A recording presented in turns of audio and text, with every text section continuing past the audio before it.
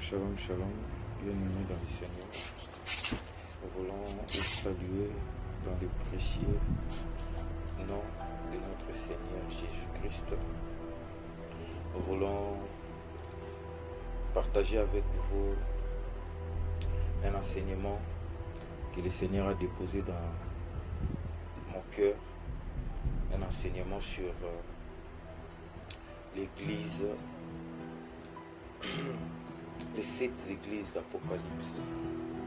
Les 7 églises d'Apocalypse. Le Seigneur m'a demandé de pouvoir partager avec nous cet enseignement pour interpeller l'Église du Seigneur sur les fausses doctrines. Il n'y a rien de nouveau sous le soleil. Ce qui s'est fait aujourd'hui, c'est ce qui s'est fait dans le passé. Nous sommes en train de vivre une répétition des événements passés qui attestent que le Maître arrive et il arrive bientôt. Le Seigneur arrive pour chercher une église sainte. Le Seigneur disait dans Matthieu chapitre 16, quand Pierre va recevoir la révélation sur la personne de Jésus, le Seigneur dira à Pierre, tu es Pierre sur ces rocs, je bâtirai mon église. Tu es Pierre, Pétros, petit caillou, sur ces rocs, Pétra, je bâtirai mon église. Littéralement, tu seras battu sur moi, les rochers, Pétra. Et les portes de séjour de mort ne prévaudront point contre elle. Je bâtirai mon église. Aux yeux de Dieu, il y a une seule église. Cette église est composée des hommes et des femmes qui confessent le nom de Jésus comme leur maître, leur Seigneur et Sauveur. Aux yeux de Dieu, il n'y a pas plusieurs églises. Il y en a une seule église. Et lorsque la trompette sonnera, lorsque la trompette sera sonnée, le Seigneur reviendra chercher cette église. Cette église, l'église qu'il a, n'est-ce pas, l'église qu'il s'est acquise au moyen de son propre sang. Comme Paul disait aux anciens, et j'allais dire d'Éphèse, son église qu'il s'est acquise au moyen de son propre sang. Apocalypse, le verset 1er, nous sommes en train de faire une étude sur les 7 églises d'Apocalypse. Nous allons débuter aujourd'hui avec l'église d'Éphèse et nous allons aller progressivement. Aujourd'hui, le Seigneur a déposé dans mon cœur ce fardeau de pouvoir parler de l'église d'Éphèse. Elle lui dit quoi? Apocalypse chapitre 1er, le verset 1er. Révélation de Jésus-Christ que Dieu lui-même a donné pour montrer à ses esclaves les choses qui doivent arriver bientôt. Et il les a fait connaître par l'envoi de son ange agent son esclave. Vous savez, aujourd'hui, pour la plupart des personnes, l'Apocalypse, c'est une mauvaise nouvelle. Quand on parle de l'Apocalypse, on voit des choses effrayantes. L'Apocalypse, beaucoup de gens n'aiment pas l'aborder, faire une petite approfondie de l'Apocalypse parce que ça fait peur. Alors que l'Apocalypse, c'est une bonne nouvelle. La bonne nouvelle, c'est quoi? C'est que le Dieu qui avait délivré les Juifs lorsqu'ils étaient encore en captivité chez Pharaon, de la même manière qu'il les a délivrés en Égypte, de la même manière qu'il reviendra pour pouvoir les délivrer lorsque toutes les armées, toutes les nations lorsque Israël sera envahi par les nations, par les armées, et toutes ces armées seront en train d'attaquer Israël, le Seigneur descendra pour pouvoir délivrer son peuple. Donc l'Apocalypse nous parle d'un deuxième exode. Le Seigneur viendra sauver son peuple. Le mot Apocalypse du grec c'est dit Apocalypsis, qui donne révélation. Et la Bible dit quoi? Le verset 9, la Bible dit: moi Jean, votre frère, et qui participe avec vous à la tribulation et au règne et à la patience de Jésus-Christ, j'étais sur l'île appelée Patmos à cause de la parole de Dieu et du témoignage de Jésus-Christ. L'apôtre Jean nous explique comment il a réussi la révélation, cette vision sur l'Apocalypse. Cette révélation fut cachée dans les livres de Daniel. Quand l'ange dira à Daniel: scelle ces livres. Scelle.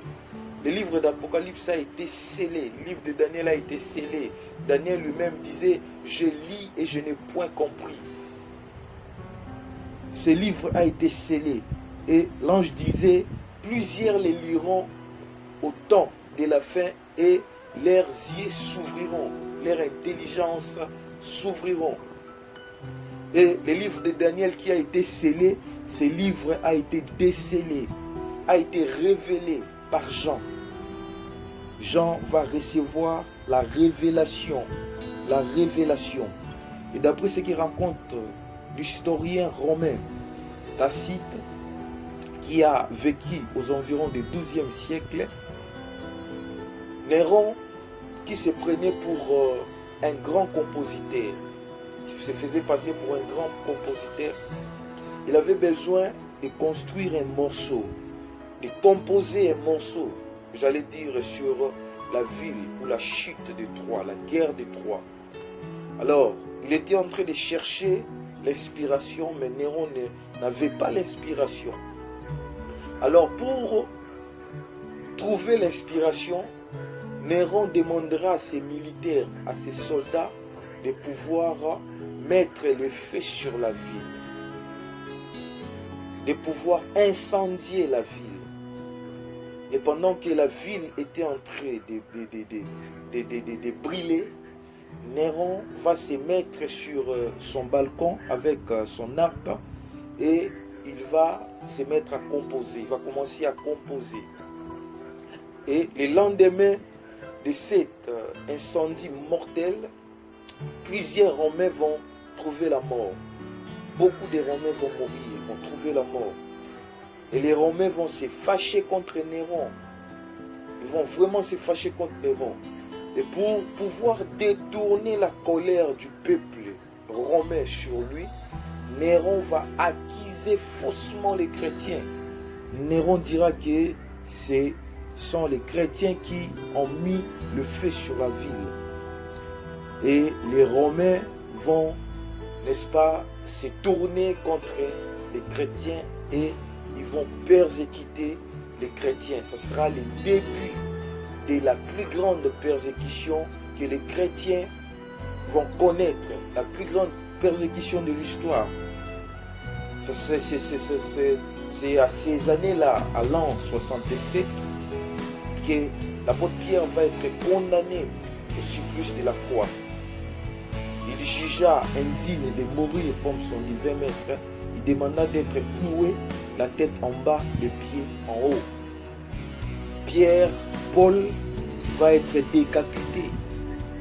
Maintenant, quant à Jean qui se trouvait en Éphèse, il était en Éphèse à l'époque, sous le règne de l'empereur Domitien. Domitien qui a demandé aux chrétiens de pouvoir construire sur les Capitoles. Le Capitole sur l'île de cette colline sur laquelle la ville de Rome est bâtie, un temple dédié à Jupiter. Il va construire sur le Capitole un temple dédié, il va demander aux chrétiens de pouvoir adorer n'est-ce pas, de pouvoir s'y rendre à ce temple pour adorer. Et l'apôtre Jean va refuser. Les chrétiens vont refuser, l'apôtre Jean va refuser. On va prendre Jean, on va les trouer les yeux, on va les jeter dans une marmite chaude à huile.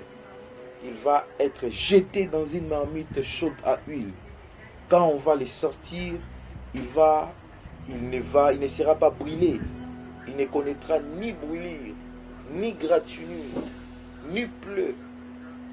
Et on va l'exiler dans l'île appelée Patmos. On va envoyer Jean dans l'île appelée Patmos où il y avait dans ces îles-là, il y avait une grande prison et les gens faisaient des grands travaux là-bas. Et Jean, vieux qu'il était, pendant qu'il était dans l'île appelée Patmos, pendant qu'il était dans la souffrance, tout comme Étienne, quand il était dans la souffrance, la Bible dit il leva les yeux et il vit le Seigneur debout sur son trône. Et pendant que Jean était dans la souffrance, là, Jean va recevoir cette vision, la révélation. Et l'ange dira à Jean, monte ici. Jean va recevoir la vision. Il dit ceci.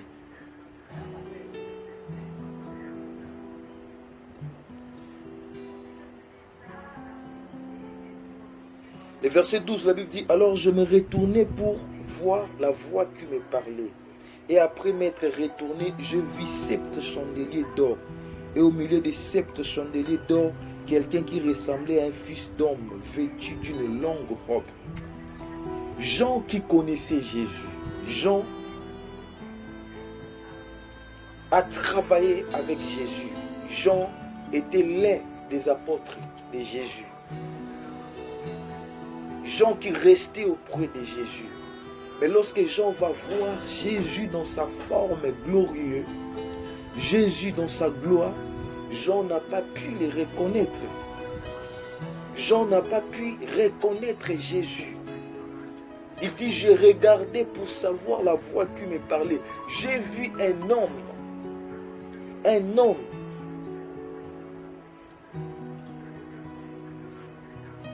qui ressemblait à un fils d'homme et vêtu d'une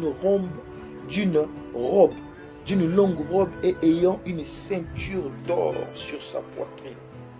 Jésus dans sa forme glorieuse, il était tellement glorieux, il était tellement, il brillait tellement. Il brillait tellement, il dira à Jean, j'étais mort dans le passé. Je veux dire à quelqu'un que Jésus est vivant, Jésus n'est pas mort. Il est vivant. Il dit, j'étais mort, mais maintenant, je suis ressuscité. Nous n'avions pas cru à un Jésus crucifié sur le bois. Paul dit, nous prêchons Jésus ressuscité. Il était mort, il est ressuscité. Folie et scandale pour les Juifs et les Grecs, mais puissance de Dieu pour nous qui avions cru. Jean a vu Jésus, Jean n'a pas pu le reconnaître. Jésus dans sa forme glorieuse. La Bible dit sa tête et ses cheveux étaient blancs comme de la laine blanche et comme de la neige, et ses yeux étaient comme une flamme de feu. Waouh! Il avait des yeux comme une flamme de feu. Ses pieds étaient semblables à du cuivre ardent, comme s'ils avaient été embrasés dans une fournaise, et sa voix était comme le bruit des grands eaux.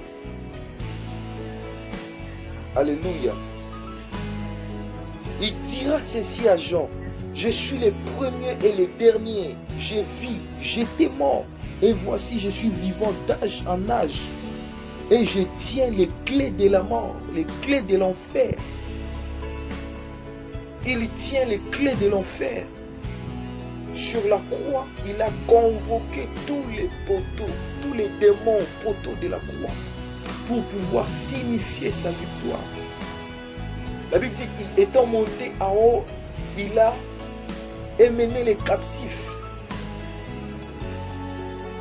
avec lui. Il a emmené les captifs avec lui. Qui est celui qui est monté si ce n'est pas celui qui est descendu dans les régions inférieures?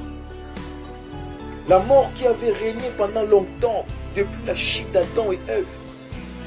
Le diable avait comment on appelle ça? Avait la clé de la mort. Avait la clé de la mort. Lorsque Adam va pécher, le diable va arracher à Adam.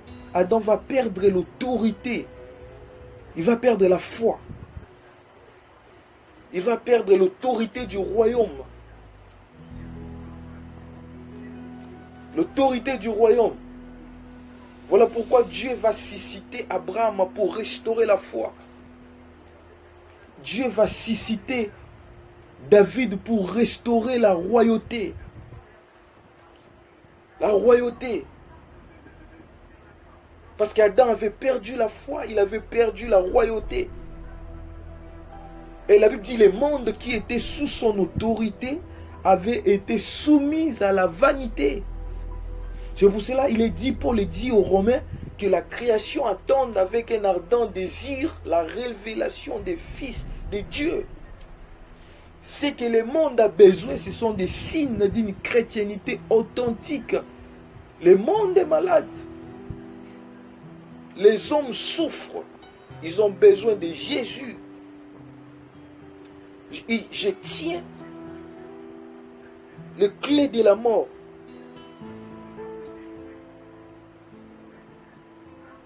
Il dit le verset 19, écris les choses que tu as vues, celles qui sont présentement et celles qui doivent arriver ensuite.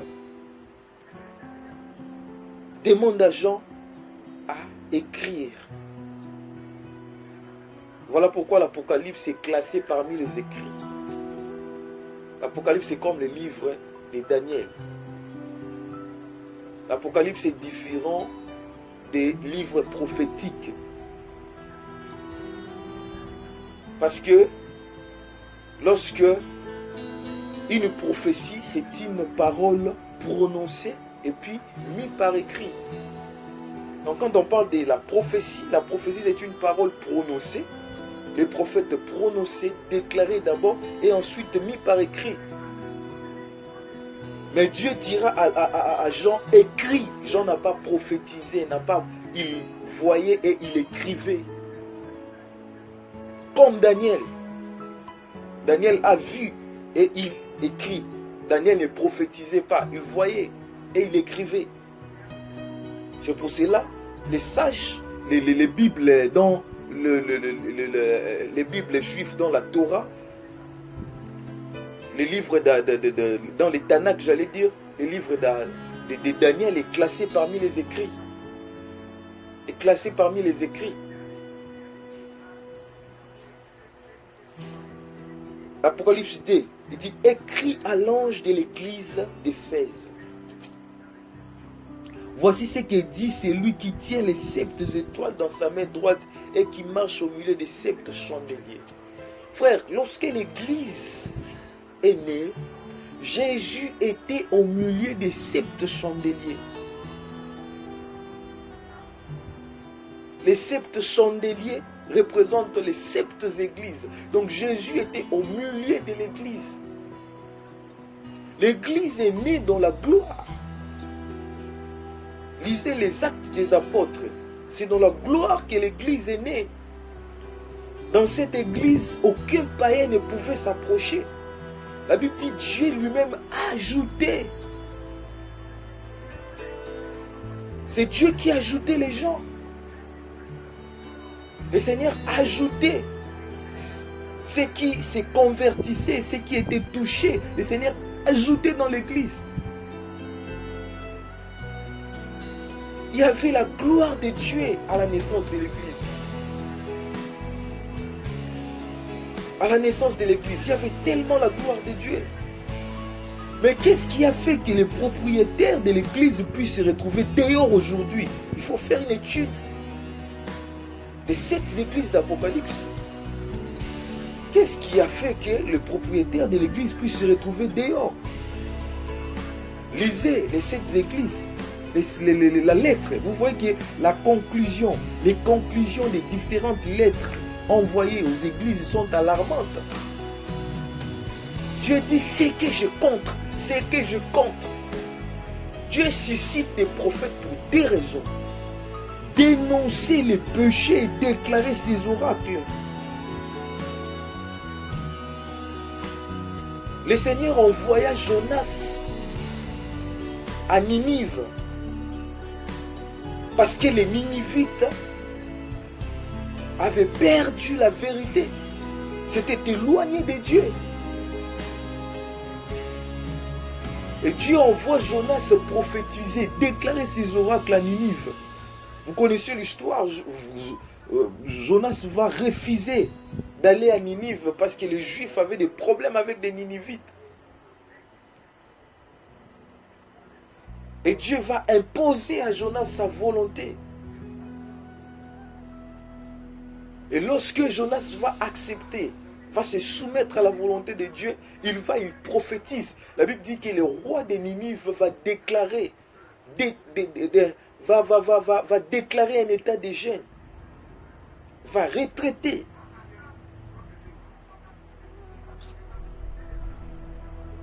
Et ils vont gêner, prier, chercher Dieu. Et le Seigneur va se repentir. Le Seigneur ne va plus frapper ses peuples. Mais Jonas va se fâcher. Il dit, si tu savais que tu étais un Dieu miséricorde, pourquoi m'as-tu envoyé vers ces peuples? Jonas a oublié une chose, l'objectif de Dieu. Lorsqu'il veut frapper un peuple, c'est de les amener à la repentance. C'est ça l'objectif de Dieu. Dieu poursuit un seul objectif, la repentance. La repentance.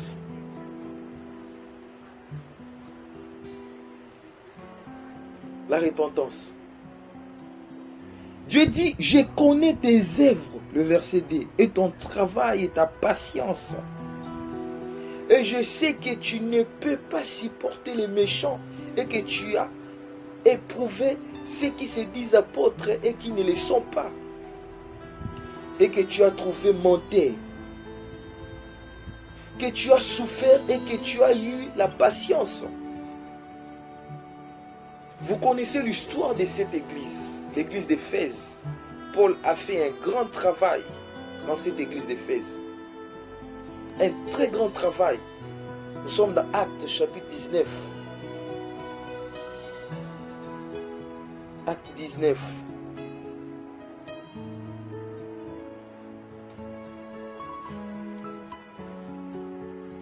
La Bible dit, pendant qu'Apollos était à Corinthe, verset 1er, Paul, après avoir parcouru toutes les hautes provinces de l'Asie, arriva à Éphèse et a rencontré quelques disciples. Il leur dit, avez-vous reçu le Saint-Esprit quand vous avez crié? Il lui répondit, nous n'avons même pas entendu dire qu'il y a un Saint-Esprit.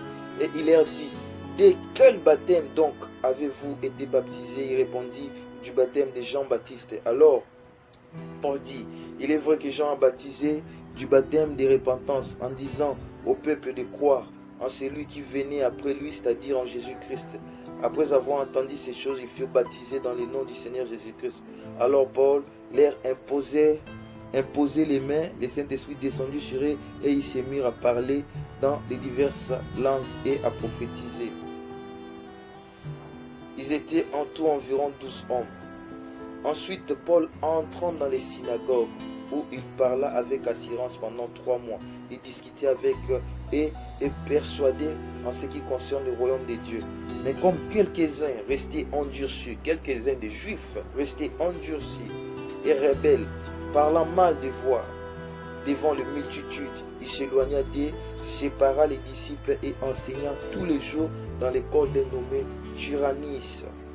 Cela dura 10 ans, de sorte que tous ceux qui habitaient l'Asie, juifs et grecs, attendirent la parole du Seigneur Jésus.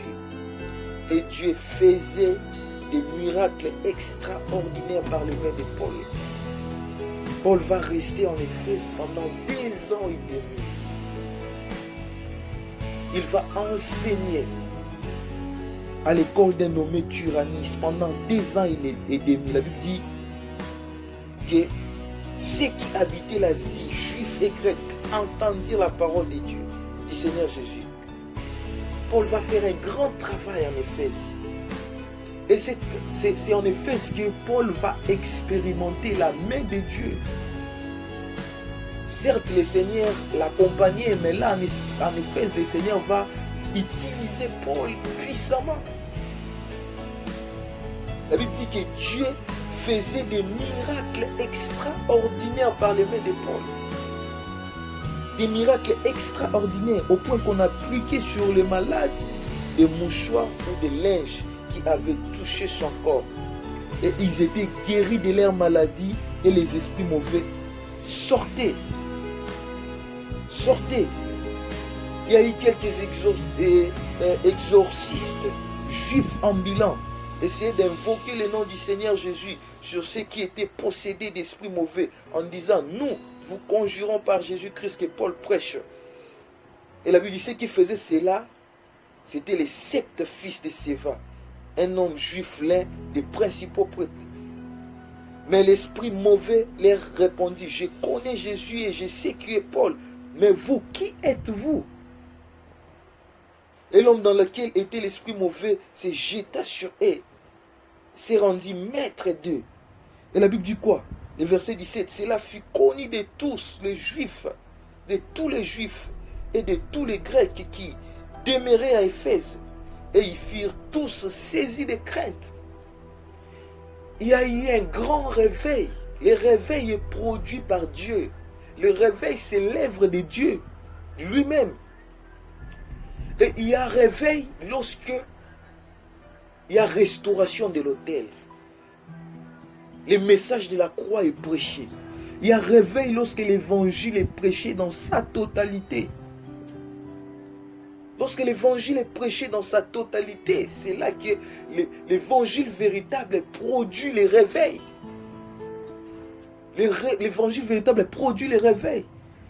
Lorsque les apôtres prêchaient l'évangile, les gens avaient les cœurs vivement touchés. Touchés. Ce n'est pas comme aujourd'hui. Ce n'est pas comme aujourd'hui. La Bible dit quoi? Le verset 17, 18. Plusieurs de ceux qui avaient cru venaient confesser et déclarer ce qu'ils avaient fait. Il y avait des confessions, frères et sœurs dans le Seigneur. Je me demande, où est l'église qu'a connu les apôtres? Où est l'église qu'a connu Pierre, Paul, Jacques? Où est le Jésus que les apôtres ont prêché? Parce que dans nos églises aujourd'hui, la religion a pris place.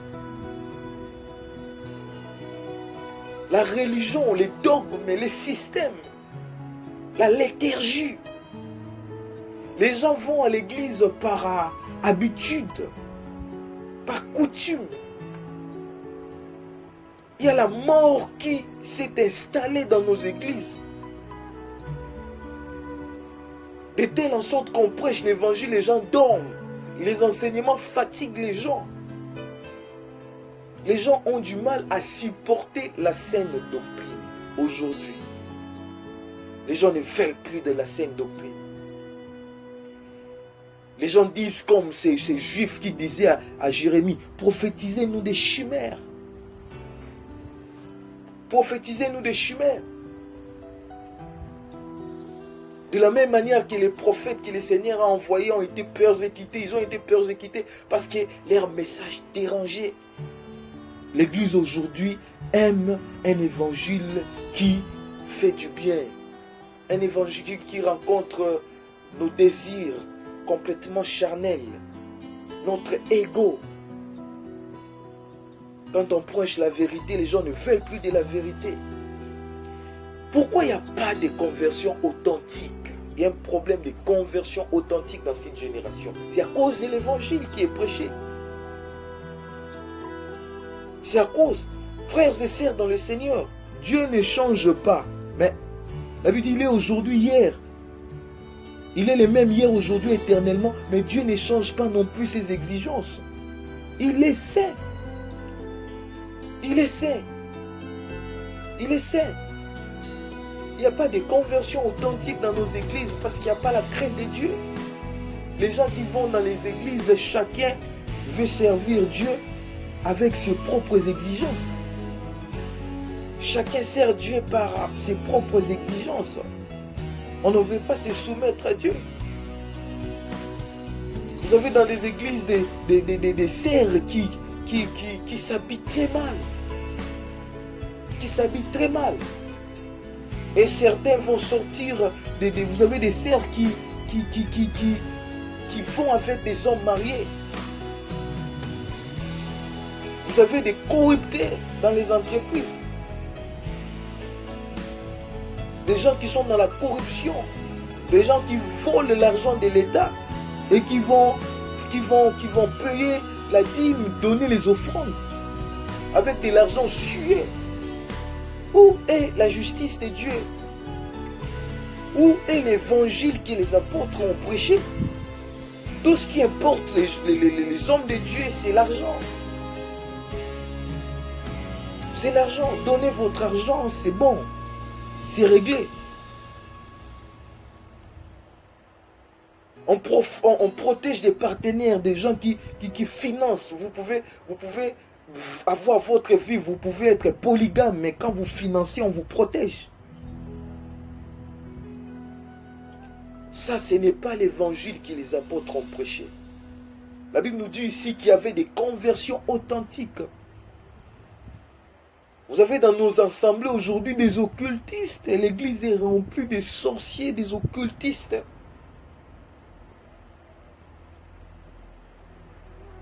Remplie des occultistes. Où est l'église qu'a connu les apôtres? Où est l'église qu'a connu les apôtres? Vous avez vu Élie chercher des partenaires? Quand Dieu vous appelle dans les ministères, c'est lui qui finance, qui soutient. Ce n'est pas à vous de mettre en place ça, des organisations complètement charnelles pour financer votre ministère. Non, non. Qui étaient les partenaires d'Élie? Qui étaient les partenaires financiers et qui finançaient le ministère d'Élysée? Qui finançait les ministères qui finançait le ministère de Jérémie? Il dépendait de Dieu. Il comptait sur Dieu. Lorsque Élie a fui Jézabel, Élie s'est retrouvé auprès du torrent de Kérit. La Bible dit, le Seigneur a envoyé un corbeau nourrir son peuple, son serviteur, son prophète. Et lorsque l'eau, le torrent va sécher,